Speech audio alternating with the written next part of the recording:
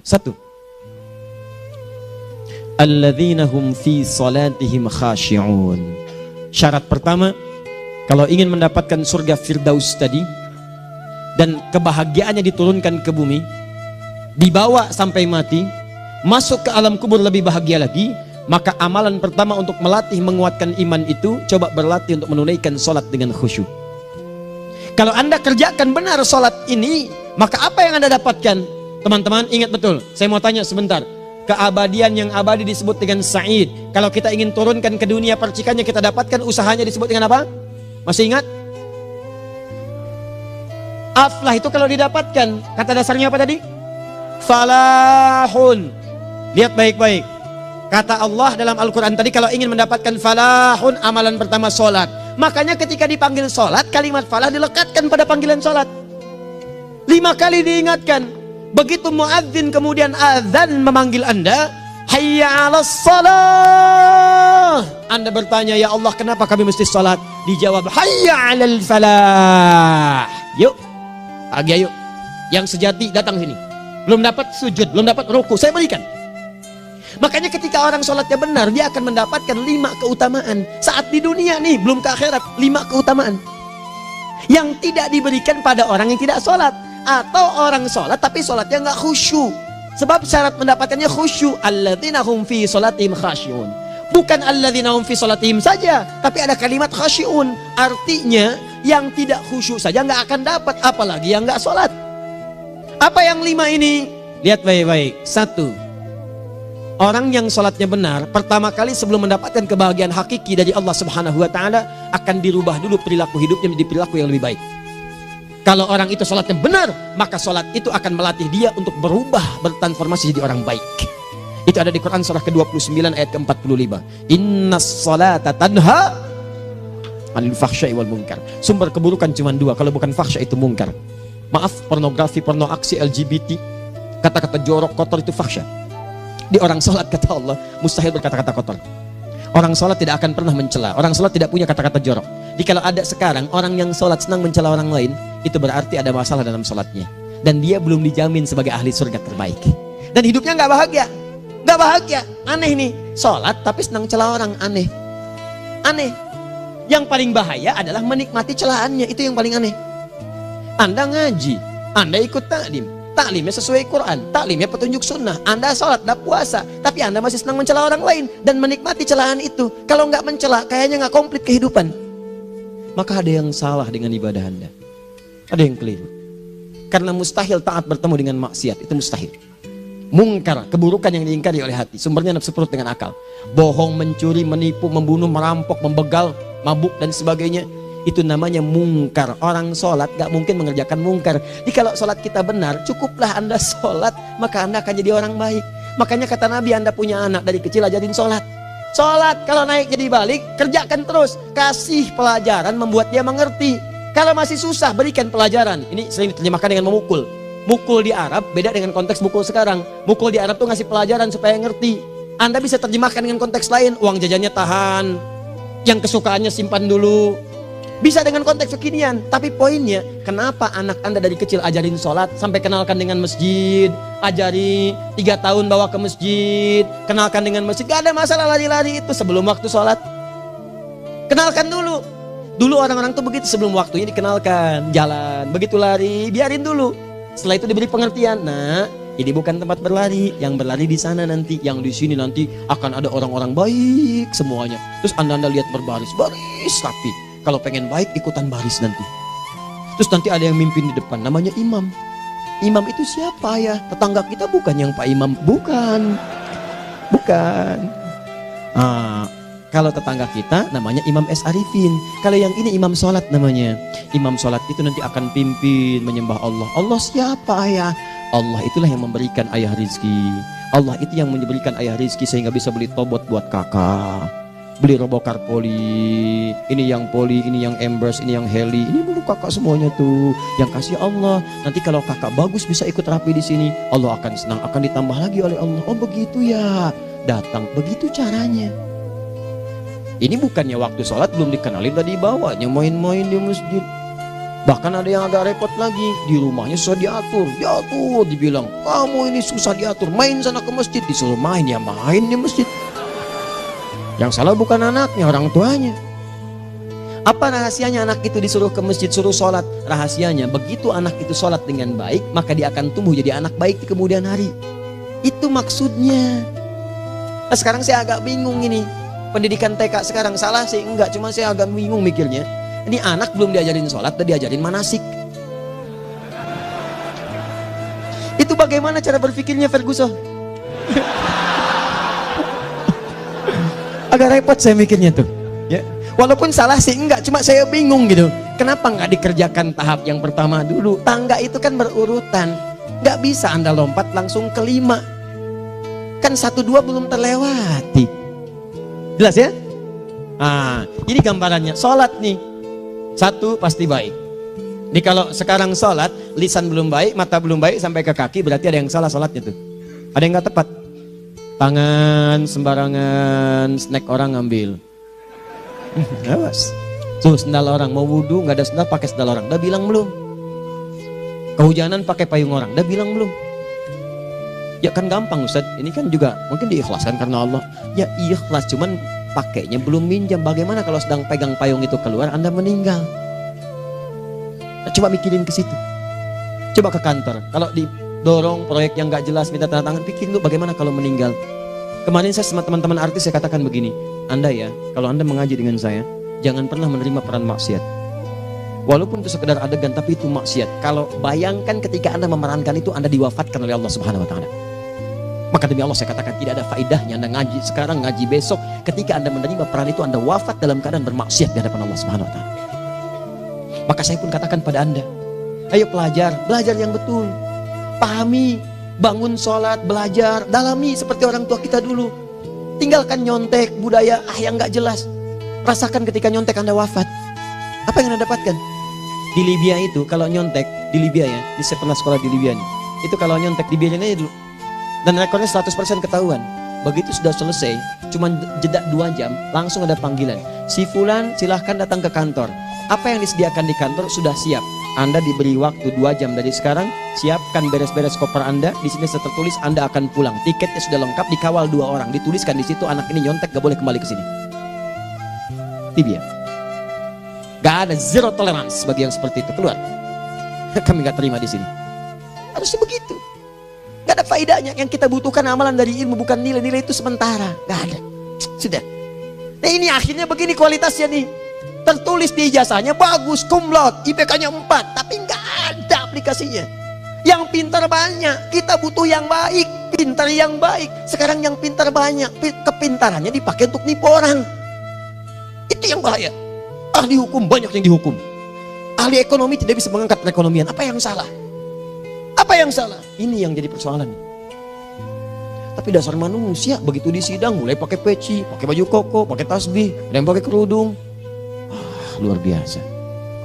Nih 2. Orang kalau sholatnya benar, Allah akan berikan ketenangan dalam jiwanya.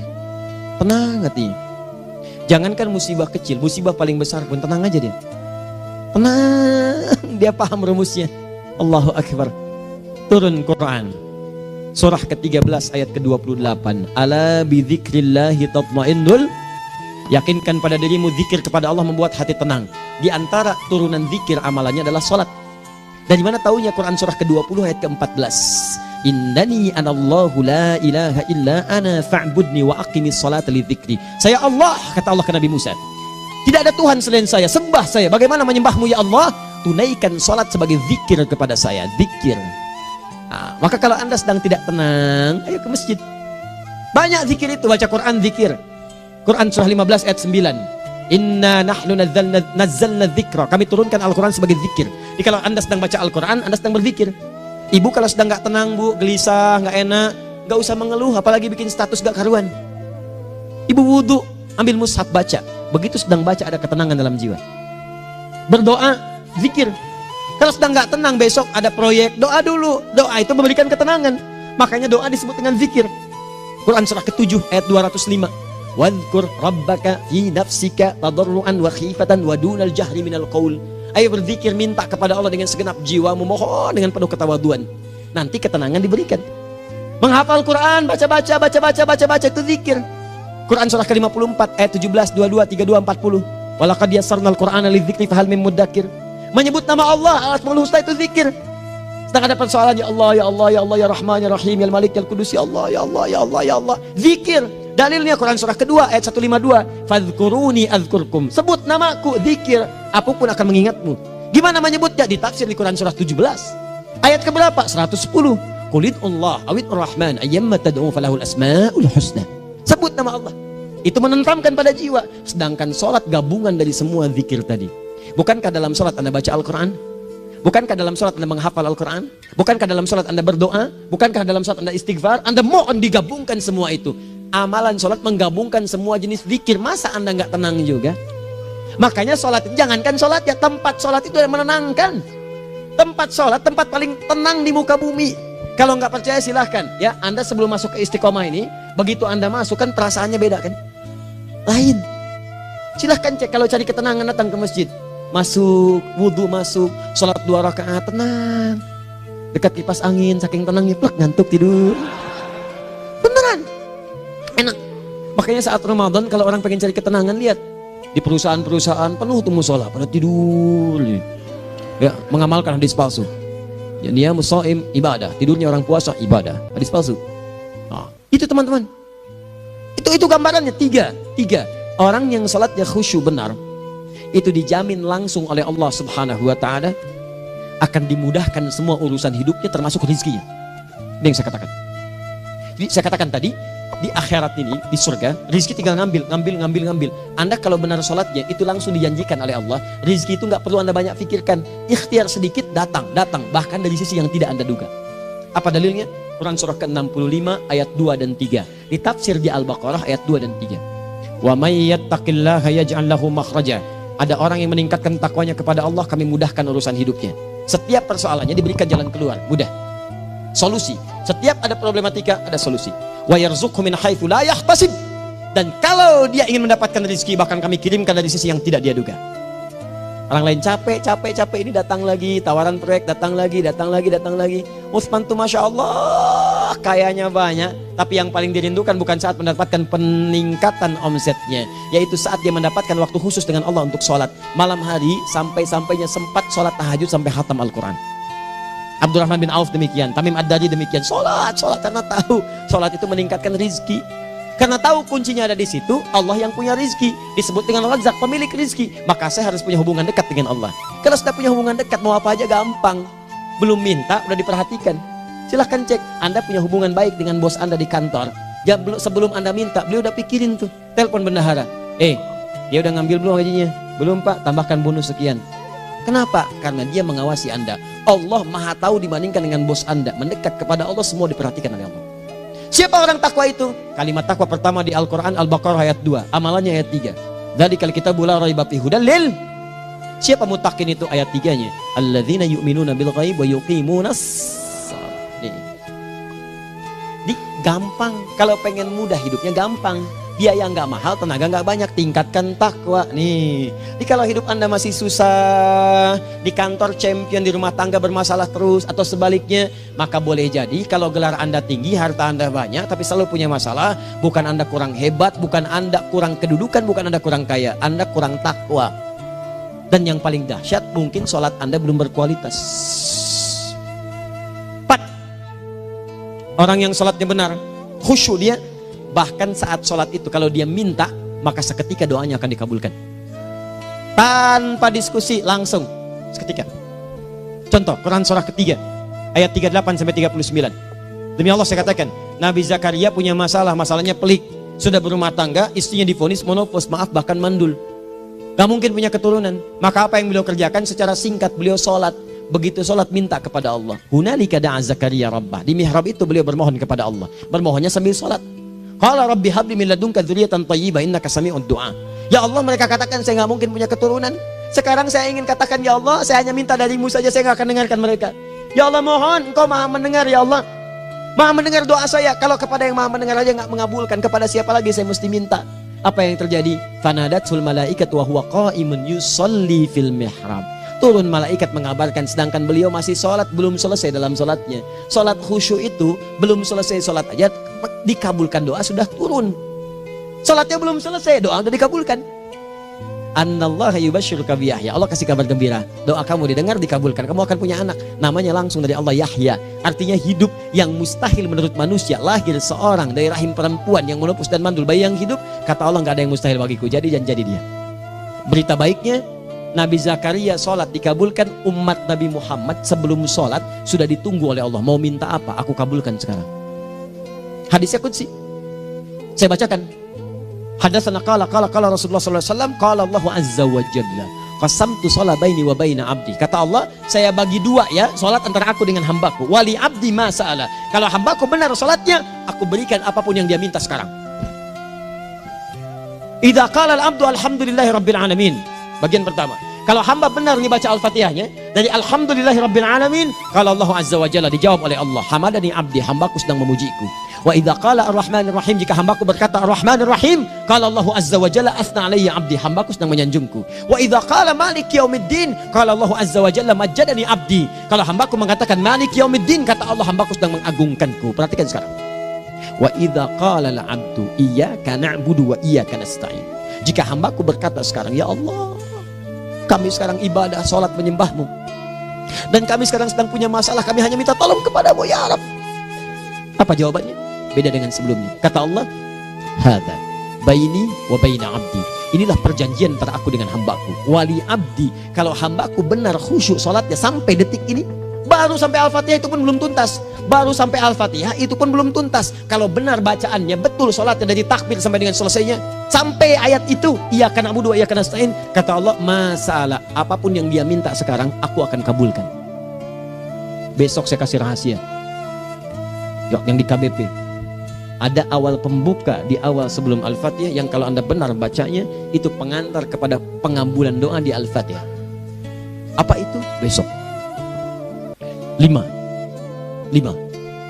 Yang kelima ini yang paling diharapkan, dan ini penutup dalam kajian kita malam ini. Teman-teman sekalian, perhatikan baik-baik.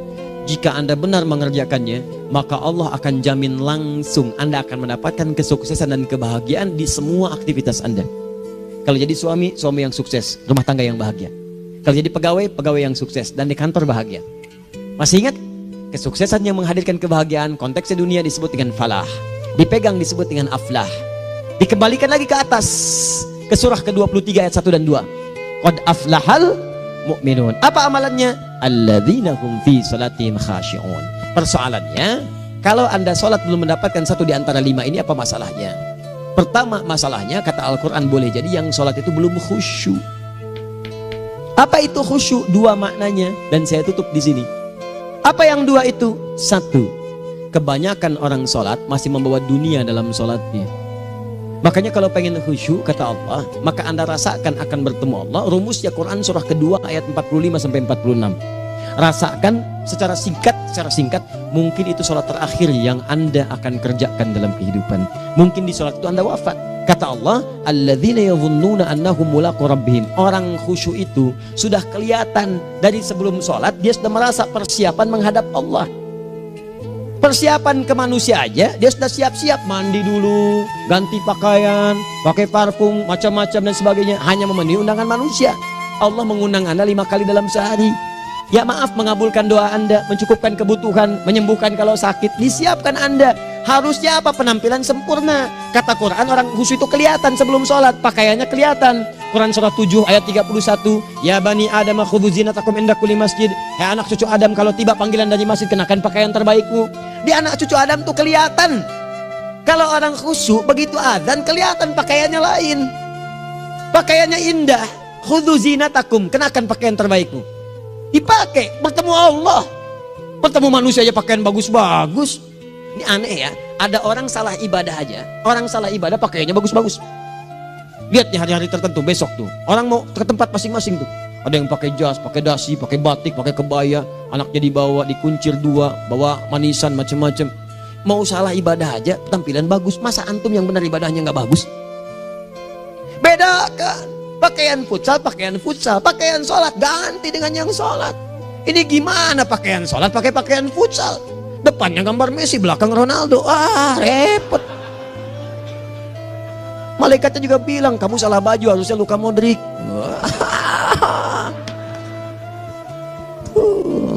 Hafal saya. Nah, yang mau tanya apa? Mourinho dipecat saya tahu. Lagi nganggur sekarang, ditawarin Benfica dia nggak terima. Sekarang jadi dia komentator di BeIN Sport. Nanti sebentar lagi dia akan komentar di laga Saudi dengan Qatar dan komentar laga Arsenal dengan Ipswich. Digantikan oleh Solskjaer. Dia super sub dulu. Ya, super sub. Ya, the baby assassin, ya pembunuh yang berwajah baby face. Masuknya di akhir-akhir, gol. Sekarang melatih dia 5 kali kemenangan, belum kalah sama sekali. Saya hafal itu. Tapi masih di urutan ke-6, tapi jaraknya ke yang keempat itu tinggal 3 poin lagi. Hafal saya. Liverpool tahu cuma 4 poin sekarang bedanya, kemarin 7 kalah 2-1 sama Manchester City. Walaupun banyak analisis yang menyebutkan mungkin itu diberikan saja gitu kan, karena ada yang lain-lain. Hafal kedua Manchester City. Hafal saya. Ayo mau tanya apa lagi? Tottenham Hotspur ke bawahnya, ada Chelsea, ada Arsenal, baru kemudian Manchester United. Liga Italia, wah udah gak kekejar Juventus. Ya, apa lagi? Dan seterusnya lah. Gak ada ujungnya bahas yang begituan. Jelas ya? Maksud saya, Anda tanya itu saya jawab. Tapi tidak menghilangkan ibadah kita yang lain. Dan apa ruginya? Ya tahajud dah. Apa yang bisa dikerjakan besok, lihat besok. Ya kan tahajud kan bisa besok. Ada orang tahajud jam 10 pagi? Gak ada. Lebih baik Anda kerjakan malam tahajud. Yang tidak bisa dilihat malam bisa dilihat besok. Cara berpikirnya bagaimana kalau besok meninggal? Gak kesampaian teman-teman sekalian. Gak kesampaian. Nah maka dari itu, Anda kalau mau ada panggilan sholat, siap-siap baju yang bagus. Itu sempurnakan. Anda panggilan orang mandi. Panggilan Allah, buka Quran surah 5 ayat 6. Sempurnakan wudhu. Ya ayyuhalladzina amanu idza qumtum ila shalah faghsilu wujuhakum. Wudhu yang baik. Berpakaian yang rapi. Kenapa? Karena boleh jadi saat dipanggil Anda wafat saat itu. Maka wafat Anda dalam keadaan yang suci, dengan keadaan tobat, dengan pakaian terindah pada saat itu. Yang kedua, maaf, orang-orang kurang khusyuk itu saya tutup. Yang kedua itu karena kebanyakan orang sholat tidak paham, tidak mengerti apa yang dibaca dan dilakukan dalam sholatnya. Jujur pada diri sendiri, jawab pada diri Anda. Sampai sekarang Anda sholat, berapa persen bacaan sholat yang Anda pahami? Jangan-jangan selama ini Anda sholat ribuan kali sujud, ribuan kali ruku. Gak ada yang paham yang dibaca. Sekian persen yang paham, bagaimana sholat Anda bisa khusyuk? Pekerjaan Anda dipahami, urusan akhirat Anda gak dipahami. Di mana cara berpikirnya? Aku yang bagaimana atau engkau yang harus bagaimana? Ya, coba berubah.